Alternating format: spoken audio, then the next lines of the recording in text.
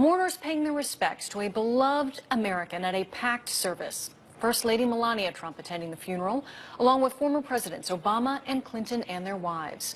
Mrs. Bush was remembered for her kindness and her common touch. One historian saying that despite reaching the heights of power and fame, she never lost her sense of humanity in helping those who needed it most. She was a point of light. In 1989, when many Americans lived in ignorance about HIV/AIDS, Mrs. Bush went to a home for infected infants and hugged the children there, as well as an adult male patient. The images sent a powerful message, one of compassion, of love, and of acceptance. And then it was time for one last journey, the motorcade, making its way to the George H.W. Bush Presidential Library at Texas A&M University, the final resting place of Barbara Bush. Mike Emanuel is live in Houston, but we start with Alicia Acuna on the campus of Texas A&M University in College Station. Alicia? Molly, at the request of the Bush family, we, the media, have moved our live location away from the Presidential Library because for the rest of the day it will be a quiet place. Today's burial was a very private moment, as was designed by the former First Lady herself. At the completion of the funeral service in Houston, the Bush family made its way to the campus of Texas A&M here in College Station, the home of the George Bush Presidential Library and Museum. Mrs. Bush did request 700 of the 2,300 Texas A&M Corps cadets flank Barbara Bush Drive as her loved ones arrived. After driving past the front of the museum, the motorcade curved the building, the last of public view. The family then made its way over a bridge that was lined with the singing cadets, greeting them with song before they moved on to the burial site. Earlier, her life was honored by friends and family, including a reading by one of her granddaughters. She makes linen garments and sells them. She supplies the merchant with sashes. Strength and dignity are her clothing, and she laughs at the time to come. She opens her mouth with wisdom, and the teaching of kindness is on her tongue. We want to show you this photo taken by a member of the staff here at Texas A&M. As many know, Mrs. Bush was a fierce advocate of family literacy. Upon news of her passing, folks stopped by the Presidential Library to leave flowers, but also children's books. She is also being honored tonight here on the campus of Texas A&M. They are holding muster. It's an annual century-old event to honor Aggies who have passed away. A roll call of the absent will list each of those honorees. Family or friends of the deceased will answer for them with here. Mrs. Bush will not be part of the roll call. She'll be listed next year when hopefully family can attend. The school president is expected, however, to mention Mrs. Bush. She leaves behind a legacy of public service and loyalty to her country, but mostly love of family. She will be missed. Molly? Alicia, thank you. As mourners remembered the life and legacy of Barbara Bush, there was, of course, grief, but also gratitude for the many lives she touched. Here is her son, Jeb, paying tribute to the Bush family matriarch. I know exactly what she's thinking right now. Jeb, keep it short. Don't drag this out. People have already heard enough remarks already. And most of all, don't get weepy. Remember, I've spent decades laughing and living a life with these people. And that is true. Barbara Bush filled our lives with laughter and joy, and in the case of her family, she was our teacher and role model on how to live a life of purpose and meaning. Mike Emanuel is live in Houston. Mike? Molly, good evening. There was plenty of faith, family, and friends at today's funeral. Susan Baker, wife of Bush era Secretary of State James Baker, eulogized Mrs. Bush from the perspective of being a friend. She was smart, strong, fun, and feisty. Even sometimes making the headlines she regretted. The world saw that, and like we did, they admired and loved her for it. Since Mrs. Bush's passing on Tuesday, there's been a lot of concern for her husband, 93-year-old former President George Herbert Walker Bush. He was described as heartbroken after her death and understandably showed some emotion at his wife's funeral today. The former president said this week he has faith she is in heaven and life will go on as she would have it. The Bush granddaughters participated in the funeral reading scripture, and you could see the emotion of this day in their faces. But they powered through, honoring Mrs. Bush today. 8 of her grandsons served as pallbearers, escorting her casket out of St. Martin's Episcopal Church. Then, once the motorcade departed, it gave invited guests a chance to reflect. Definitely a comfort to the family. A beautiful service. We were in tears. The music was just heaven-bound. The people that talked about Mrs. Bush knew her very well and told wonderful stories that made us laugh because she had a wonderful personality. 4 former American presidents were here today, 2 named Bush, Bill Clinton, and Barack Obama. It was a remarkable day honoring an extraordinary life. Molly? Well said, Mike Manuel. We appreciate it. Meanwhile, President Trump coming to the defense of his personal attorney, Michael Cohen, who is under federal investigation for his business practices. A New York Times story suggests that Cohen may turn on his client, and Mr. Trump attacked that idea and the newspaper in a series of tweets. Here's Harvard law professor emeritus Alan Dershowitz on what should concern the president.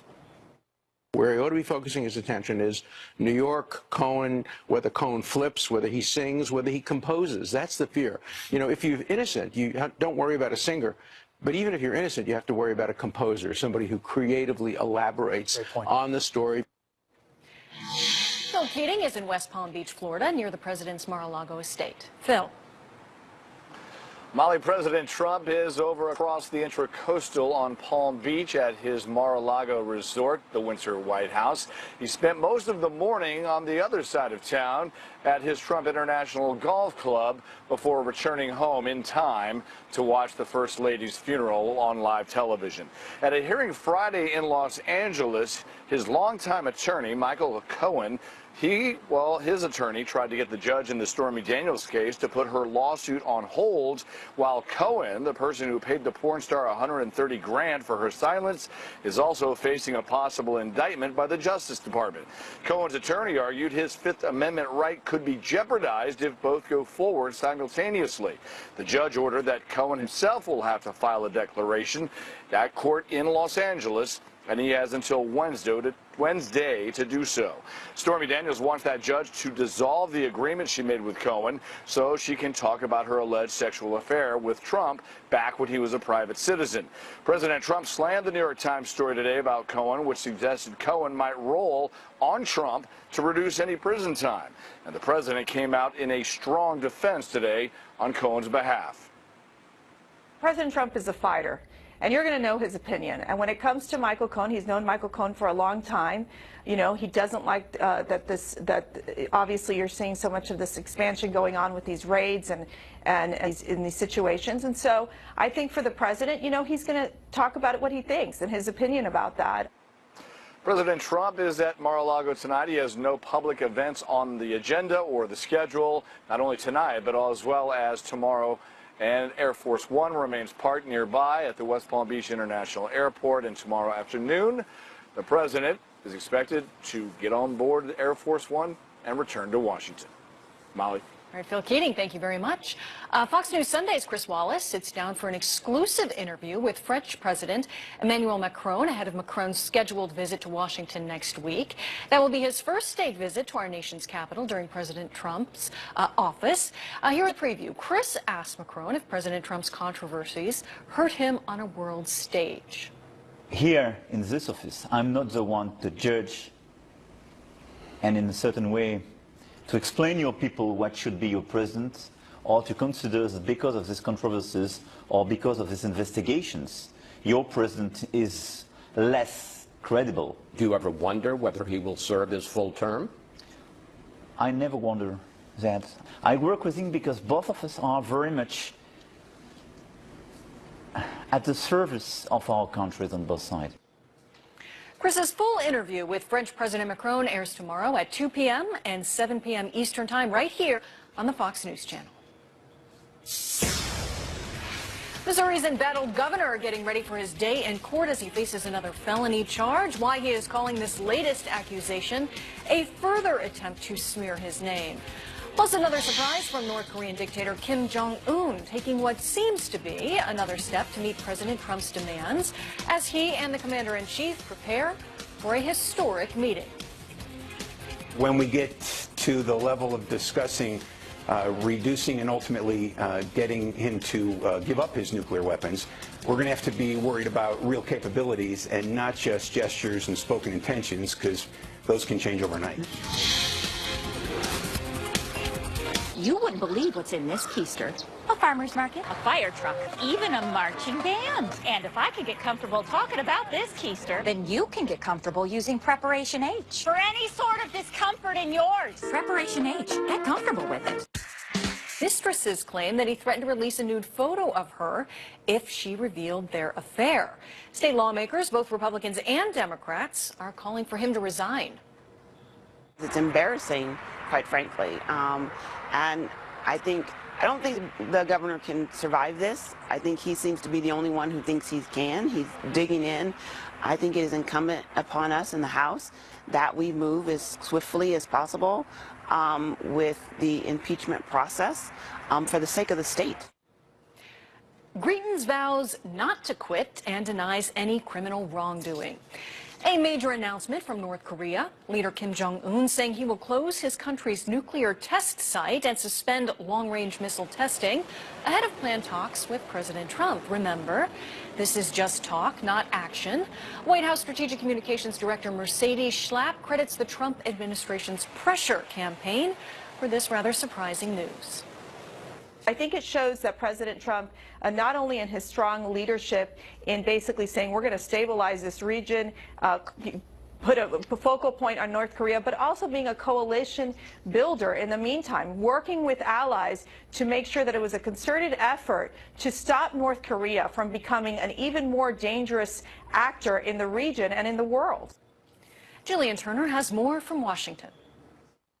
In a dramatic about-face, North Korea's state-run news agency has issued a statement that reads in part, from April 21, North Korea will stop nuclear tests and launches of intercontinental ballistic missiles. The North will shut down a nuclear test site in the country's northern side to guarantee transparency in suspending nuclear tests.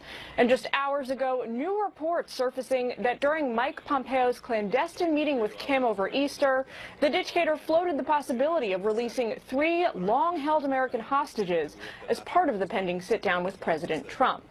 President Trump weighing in with a tweet saying North Korea has agreed to suspend all nuclear tests and close up a major test site. This is very good news for North Korea and the world. Big progress. Look forward to our summit. So today, all signs point to go for a Trump-Kim summit, and things are looking up for the Trump administration's plan to try and strike a deal that no American president has yet been able to do successfully. These developments come just 6 days before Kim is slated to meet with his South Korean counterpart, President Moon, and weeks before his highly anticipated face-off with POTUS. This past week here in Washington, talk of North Korea was dominated by the politics surrounding CIA Director Pompeo's pending confirmation as Secretary of State. The math's still out on that, but should he continue to produce results like the ones coming to light this morning, the tables on Capitol Hill may very well turn in his favor. Molly? Jillian Turner reporting from Washington. The European Union demanding action as tensions heat up on the Gaza-Israeli border, plus a tense standoff between the White House and the Justice Department, as Attorney General Jeff Sessions reportedly threatens to quit if his deputy, Rod Rosenstein, is fired. I have confidence in Mr. Rosenstein. I have confidence in Mr. Mueller. I want both of them to be able to do their jobs. I think the fewer comments we make about conclusions, the better off we are. As a control enthusiast, I'm all business when I travel. Even when I travel for leisure. So I go national, where I can choose any available upgrade in the aisle without starting any... The National Action Network and Black Lives Matter took part. The European Union wading into the ongoing Israeli-Palestinian conflict, urging the Israeli military against using lethal force on unarmed protesters. The EU calling for a full investigation after 4 Palestinians, including a teenager, were killed along Gaza's border with Israel Friday. David Lee Miller is live in Jerusalem. David Lee? Molly, facing growing condemnation over that incident, Israel has now opened its own investigation into the death of that Palestinian teenager. Palestinian officials say that 14-year-old Mohammed Ayoub was one of thousands who took part in the Friday demonstrations near Gaza's border with Israel. 3 other Palestinians were also killed and more than 200 wounded. Israeli authorities say Palestinians trying to tear down the border fence threw firebombs and explosives. They also attached incendiary devices to kites in an effort to cause fires across the border. Israeli forces responded with tear gas, rubber bullets, and live ammunition. The dead boy's father says his son did not have a weapon. He was killed in cold blood. The UN's Mideast envoy accused Israel of killing children. The European Union called on the Israeli military not to use deadly force against unarmed protesters. Palestinians are calling on the UN Human Rights Council to investigate. Israel's defense minister said Hamas, which has control of Gaza, is to blame for the boy's death. He said Hamas, which the U.S. has designated a terror group, uses civilians as human shields. Hours before the demonstration, Israel dropped leaflets urging people not to take part, saying that Hamas is endangering their lives. Yesterday's protests marked the 4th Friday in a row that Palestinians in Gaza have demonstrated near the border, their goal to win what they call the right of return.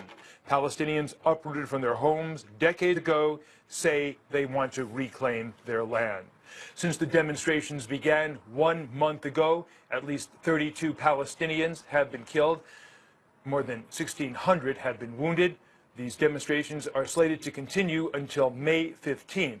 That's the date marking the anniversary of Israel's founding. The Palestinians call it the Day of the Great Catastrophe. Molly? David Lee Miller from Jerusalem. Thank you. President Trump again taking shots at former FBI Director James Comey. Why the president now says Comey broke the law. Plus, we'll bring you back to the Mass to honor the matriarch of a political dynasty. Emotional words from those who attended Barbara Bush's funeral today in Texas. It's hard to think about life without that force of nature that our very special friend was Barbara Bush. Real cheese people get it. That post-lunch, post-dinner, I need something sweet craving. Sargento Sweet Balanced Breaks. Natural cheese on one side and sweetness on the other. Sargento Sweet Balanced Breaks. Find it in our cheese section. Before discovering Nexium 24-Hour to treat her information, Garrett Tenney is in Washington. Garrett. Well, Molly, the Justice Department's Inspector General is now investigating whether or not James Comey did in fact break the law by mishandling classified information. Folks will remember after James Comey was fired, he shared several of his memos with a friend in order for them to be leaked to a reporter. The Wall Street Journal reports at least 2 of the memos that Comey shared contained information that was later deemed classified. That revelation prompted President Trump to take some shots at Comey, tweeting this afternoon, James Comey's memos are classified. I did not declassify them. They belong to our government. He broke the law. Additionally, he totally made up many of the things he said, I said, and he is already a proven liar and leaker. Where are memos on Clinton, Lynch, and others? Lawmakers are divided over what Comey's memos actually prove. Democrats argue the memos show that President Trump tried to interfere in the FBI's investigation of former National Security Advisor Michael Flynn. The president interfered in a very big way. You know, I hope you can see your way to letting Michael Flynn go. That is a profound violation of tradition. This is the sitting president of the United States asking the head of the FBI to stop an investigation. Democrats have also argued that President Trump has been trying to shut down the Russia investigation from the start. However, Republicans are pointing out that Comey's memos actually show the president supported it during one of their early meetings. With Comey writing, he said that if there was some satellite, note I took this to mean some associate of his or his campaign, that did something, it would be good to find out, but that he hadn't done anything and hoped I would find a way to get out that we weren't investigating him. Congressman Trey Gowdy, who fought for the memos to be released to lawmakers, argues the writings are also evidence of a double standard by Comey. When he was upset with President Trump, he leaked memos to spur special counsel. When he was upset with Loretta Lynch, nobody knew a word about it. Nobody knew that he didn't have confidence in Loretta Lynch. We just knew that he appropriated a decision away from himself. The Justice Department's Inspector General is investigating Comey's handling of the memos as part of a broader probe into the Bureau's decisions surrounding the Clinton email case. Molly? Here at 10 in Washington, Attorney General Jeff Sessions reportedly telling the White House he might resign if President Donald Trump fires Deputy Attorney General Rod Rosenstein, who's overseeing the Russia probe. The Washington Post reporting this yesterday. Well, Trump also has railed against Sessions at times. The protest resignation of an attorney general, which would be likely to incite other departures within the administration, would create a moment of profound crisis for the White House. Let's bring in Franco Ordonez, the White House correspondent for McClatchy Newspapers and co-host of McClatchy's Majority Minority podcast. Thank you for being here tonight. Thanks for having me. So to kick things off, to say that there's been a lot of turnover in the Trump administration would be a bit of an understatement. So to say if, say, Rod Rosenstein does end up leaving or being fired and then Sessions also leaves, would that be a crisis? What would the repercussions be?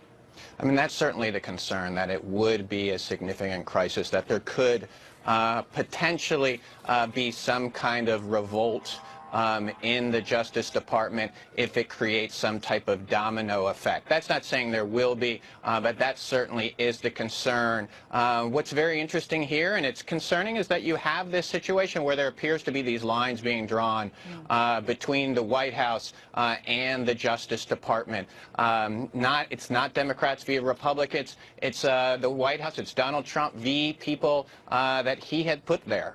So that's, this is a concern, and we got to watch this very carefully. The president has spent the last week or so in Florida. He's directly responded when asked about these potential firings that have been talked about so broadly in the media, and here's his response. As far as the two gentlemen you told me about, they've been saying I'm going to get rid of them for the last 3 months, 4 months, 5 months, and they're still here. So we want to get the investigation over with, done with, put it behind us. Franco, you are there on the ground. Do you get any sense that these men, their jobs are in jeopardy when it comes to the president?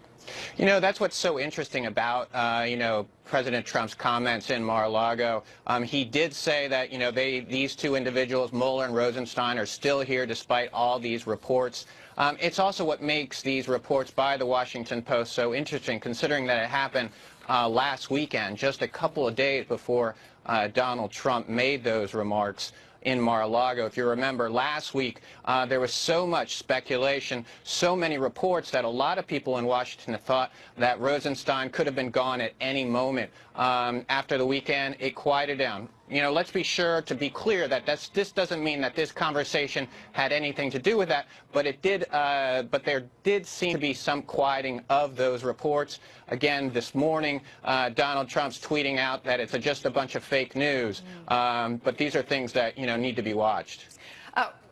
Congressman Trey Gowdy, the Republican chair of the House Oversight Committee, said this on Special Report last night, and I want to get your thoughts after we listen to it.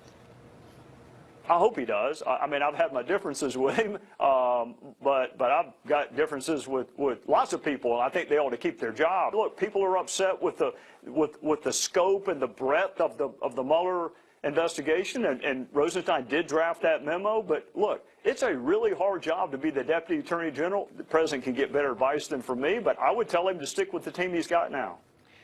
So you'd see there are Democrats and Republicans essentially throwing their support behind Rosenstein. So there seems to be a lot of that in Washington right now, looking to stick up for people's jobs, Mueller's job, Rosenstein's job. Will that have an impact? I think it will. I think it absolutely will. I mean, Republicans are not being quiet. While they're saying that while they are not passing laws to protect Mueller, they are saying it very vociferously that it would be a bad move for Donald Trump to fire Mueller, to fire Rosenstein, and the repercussions could be very significant. Mitch McConnell doesn't feel that they need to pass these laws because they feel that Trump knows that there could be serious repercussions. And it certainly seems like Trump, in his comments, certainly seems to, downplay all this speculation. So I'm not sure he is going to. There's definitely enough voices that are certainly countering and saying this would be a bad idea. Let's also remember that after he fired Comey, we had a big hoopla after that. It did not turn out well, and that's probably in the back of his mind as well. Yeah, I think your comments there are just dead on. I want to get your thoughts about tensions as far as Washington is concerned. The tensions between the president, the FBI, the Department of Justice have been pretty high. Are they even higher now, or does he seem to be trying to push to tamp things down? That is a great question. I mean, it's kind of like it's a bit of an up and down. It's a bit of an up and down. I mean, it's hard to be as high as they were when Trump was, saying on, tweet after tweet after tweet about how there's, that there wasn't being enough done about Clinton, about this was a witch hunt. But he's saying that again now. He's being a little bit more targeted with it. He's targeting Comey. He's targeting McCabe. But, the temperature is certainly very, very high. I'm not sure, though, it's as high as it was before. But, it's only April. Right. And what about the relationship currently, right now, between the president and the Attorney General, Mr. Sessions? Well, I mean, I think, the fact or, these reports really raise a lot of questions about that relationship. Certainly, Trump has been very critical of Sessions ever since he recused himself from the Russia investigation. He seemed to get in better terms with them on, some of the immigration, targeting sanctuary cities, for example, especially in California. However, Trump has never backed off in saying that he did not want Sessions to recuse himself. He did not want him to do it. He would have picked someone else if he knew that Sessions was going to recuse himself. And now, the fact or the potential that Sessions is making this comment, at least reportedly he is, he certainly must feel more comfortable in his job, strong enough in his job, that he can make these kind of comments. I think that would indicate that there's some stability there. Oh, interesting. All right. Franco Ordonez, thank you for joining us here tonight. We appreciate it. Thanks for having me. All right, returning now.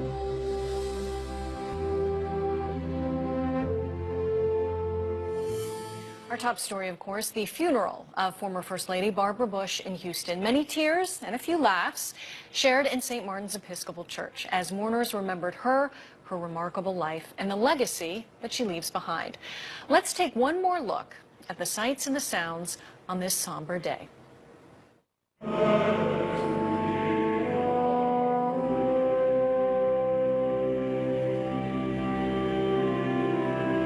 On behalf of this wonderful family and St. Martin's Episcopal Church, to welcome you to this service of celebration for the life and the service and the faith of Barbara Pierce Bush.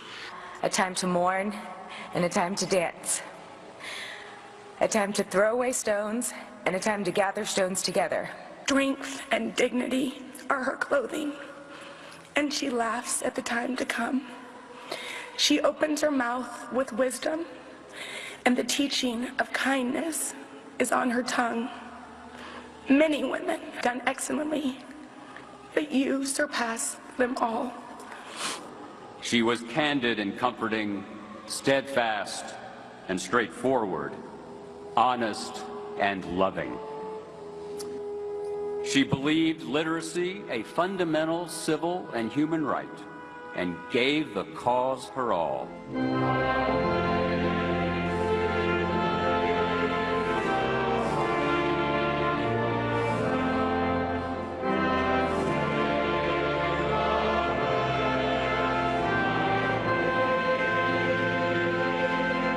She was smart, strong, fun, and feisty. Even sometimes making the headlines she regretted. The world saw that, and like we did, they admired and loved her for it. Barbara, the tough but loving enforcer, was the secret sauce of this extraordinary family. She believed in and practiced the principles of honesty, tolerance, decency, courage, and strength.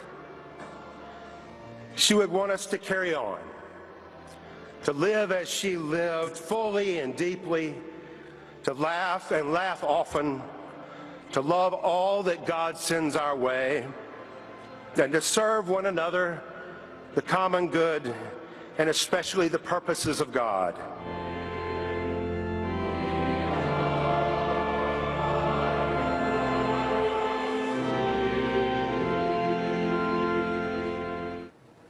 And there was another moving tribute there at the funeral. Former President George H.W. Bush wearing a special pair of socks with books on them in honor of Barbara Bush's commitment to family literacy.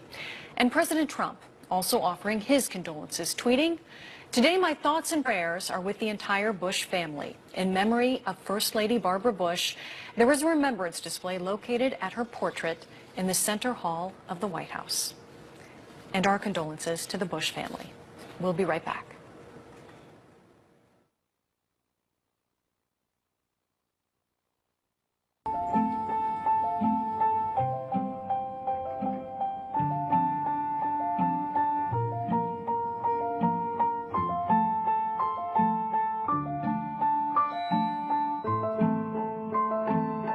Just from grocery stores or restaurants, unless you can confirm it is not from the Yuma, Arizona region. Police in New York on high alert after a member of the MS-13 gang issued a threat against the lives of Long Island police officers. The gang has been linked to a wave of violence across the nation, earning them the distinction of being singled out by the Trump administration as one of the consequences of our country's current immigration laws. Brian Yennis joins me now in studio with more on this threat. Brian. Yeah, Molly, look, law enforcement on Long Island, New York has been cracking down on MS-13, and now the gang is looking to retaliate, putting a hit on a police officer. On Wednesday, a gang member told a credible informant, quote, "The police have been making too many arrests, and it's time to take the streets back and take out a cop like we do in El Salvador." The threat came days after the arrest of MS-13's alleged East Coast kingpin, Miguel Angel Correa Diaz. He was indicted in New York on Thursday. His arrest in Maryland led to the arrest of 17 other gang members in El Salvador. The MS-13 gang isn't evidently too happy about this. Correa Diaz, known as the Reaper, is accused of leading murders, beatings, and directing the gang's drug operations all along the East Coast. After the threat, Nassau County Police on Long Island launched an offensive over the last couple days against MS-13. All police departments on Long Island and New York City are on high alert and taking extra precautions. The threat came on Wednesday, and it was actually the second threat against police officers made by MS-13 in less than a month. MS-13 wants to threaten a cop in this county. MS-13 is going to get an answer. There was a threat that an individual that was planning to execute a cop and did have weapons in his vehicle and masked, but there go by the grace of God, that didn't happen that night. No arrests have been made yet in the connection with either of those threats. A $50,000 reward is now being offered for anyone with information that leads to an arrest. MS-13, otherwise known as the Mara Salvatrucha, is known for their thirst of brutal violence. There are 10,000 members in the U.S. It's based in El Salvador. The gang has murdered 25 people on Long Island, Molly, over the last 2 years. I know it's been a big story out there over the last couple of years, and it's been one to watch. And no doubt, you know, the police, they're going to push back on this every step of the way. Oh, they are. They have been. It's no doubt they're put into a corner, and that's why they're acting the way they are. But we have no doubt, we have faith in the police that they're going to act in the right way and get these guys. Absolutely. Central American migrants who drew the ire of President Trump are beginning to reach the Mexican border, while a larger group is just days away. Many of the migrants say that they plan to turn themselves over to U.S. authorities and ask for asylum. Anita Vogel is live in Los Angeles. Anita. Well, hi, Molly. This is a smaller group than the one that started out. Initially, there were about 1,500 Central American migrants making their way north. Now you have 50 that are already at the border and perhaps a few hundred expected to arrive Tuesday. Some already left early for the U.S. on their own, and some of the women and elderly were taken in by Mexico on a temporary basis. Take a look at this map. This is the route many of them took, starting out at Tapachula all the way to Tijuana. It's roughly a 2,500-mile journey on foot. Some of the travelers stowed away on trains, others jumped on buses and trucks, anything they say to get to the U.S. We are heading north seeking a better life. As you know, in Honduras, we just can't live there anymore because of the gangs. We can't even go shopping because we are afraid. We are also worried that our children will be recruited by the gangs. Those are the fears in our country. Again, most of the people who reach the border are expected to turn themselves in and ask for asylum, and they have to be able to prove that they have faced persecution in the past or have a well-founded fear of persecution in their country. It is a lengthy process that includes screenings, detention, and a court hearing. But to be granted asylum in the U.S. is a true gamble. It often depends on what judge they get. And especially since the president has called for the end of the catch and release program, many of these people will likely be deported. Molly, back to you. All right, Anita Vogel, thank you. Britain's longest reigning monarch celebrating her 92nd birthday. And a busy time for the royal family. Let's look ahead to tonight's Waters World. Here is Jesse with a preview. Blockbuster lineup tonight on Waters World. We have Anthony Scaramucci, Dean Cain, Stephen Baldwin, Tommy Lahren, Kellyanne Conway, and the ladies, Diamond and Silk tonight. I was a C-130 mechanic in the Corps. I'm not happy unless my hands are dirty. Between running a business and 4 kids, we're busy. Knowing that USAA will always have my back, that's just one less thing you have to worry about. We are the Cochran family, and we will be USAA members for life.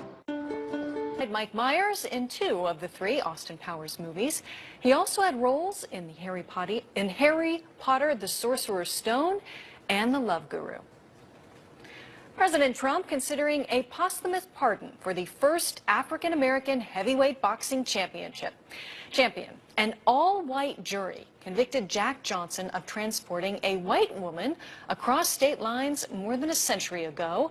That woman was his girlfriend and later became his wife. President Trump says he's acting on the advice of a famous boxing fan. Mr. Trump tweeting, Sylvester Stallone called me with the story of heavyweight boxing champion Jack Johnson. His trials and tribulations were great, his life complex and controversial. Others have looked at this over the years.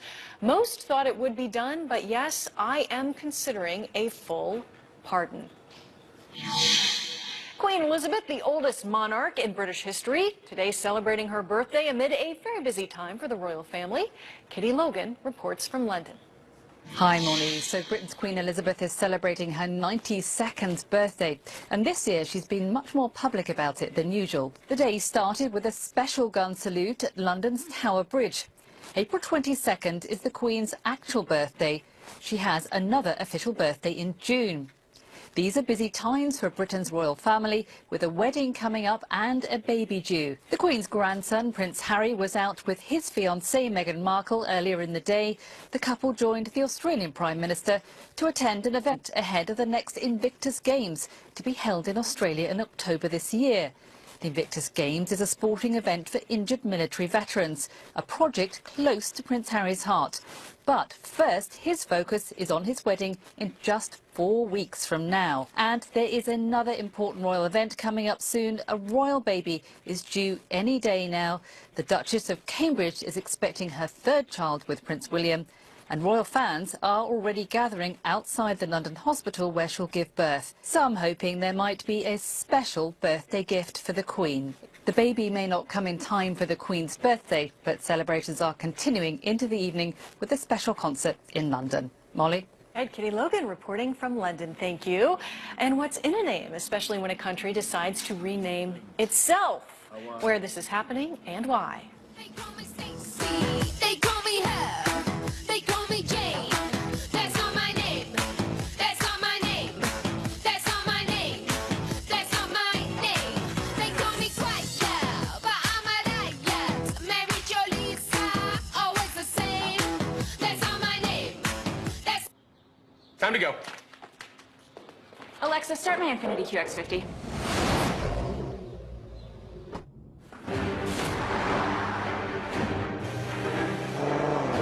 We're not gonna make it.